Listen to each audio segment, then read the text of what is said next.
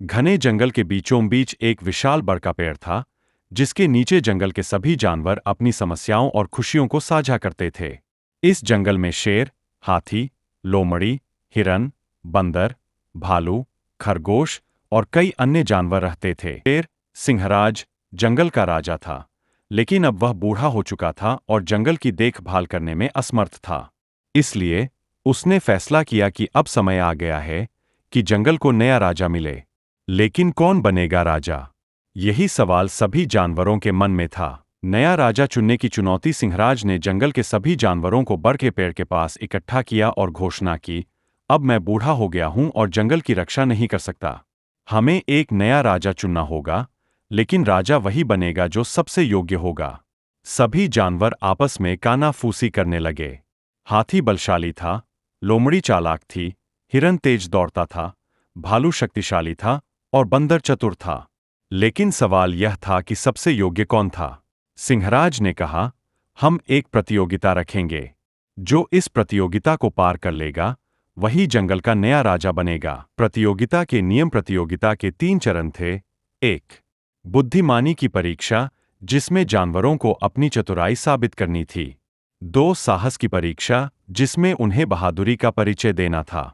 3. दयालुता की परीक्षा, क्योंकि एक सच्चे राजा में दयालुता का गुण होना। यह सुनकर सभी जानवर उत्साहित हो गए और प्रतियोगिता की तैयारी करने लगे।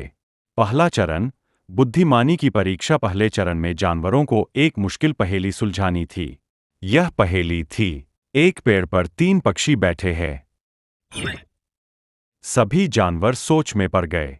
हाथी ने कहा, अगर एक पक्षी उड़ गया तो 2 बचेंगे।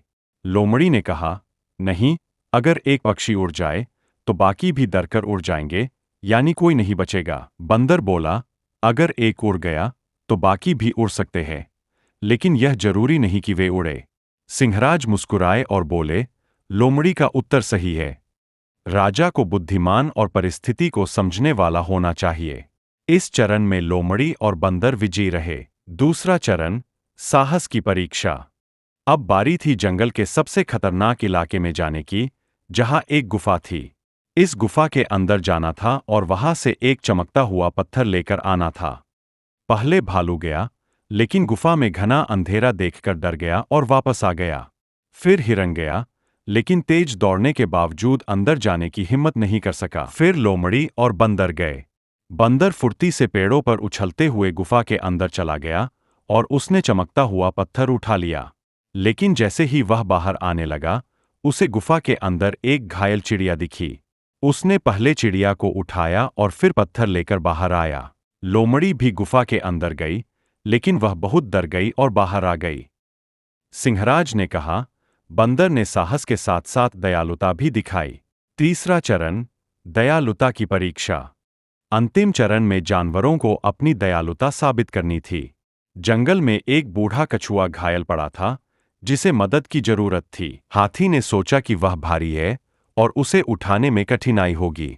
लोमड़ी ने सोचा कि यह उसका काम नहीं है। लेकिन बंदर तुरंत दौड़ा और अपनी छोटी छोटी उंगलियों से कछुए के घाव को साफ किया। फिर वह जंगल के सबसे अच्छे वैद्य खरगोश के पास गया और इलाज के लिए औषधियां लाया। सिंहराज ने देखा कि बंदर में बुद्धिमानी, साहस और दयालुता तीनों गुण हैं। नया राजा घोषित। सिंहराज ने पूरे जंगल के सामने घोषणा की, बंदर ने सभी परीक्षाओं में श्रेष्ठता दिखाई है। वह बुद्धिमान, साहसी और दयालु है। इसलिए मैं इसे जंगल का नया राजा घोषित करता हूं। सभी जानवरों ने खुशी खुशी ताली बजाई। बंदर राजा बना और उसने जंगल में न्याय, शांति और खुशी बनाए रखी। इस तरह जंगल को एक नया और योग्य राजा मिला, जो ताकत से नहीं, बल्कि बुद्धि और दयालुता से शासन करता था।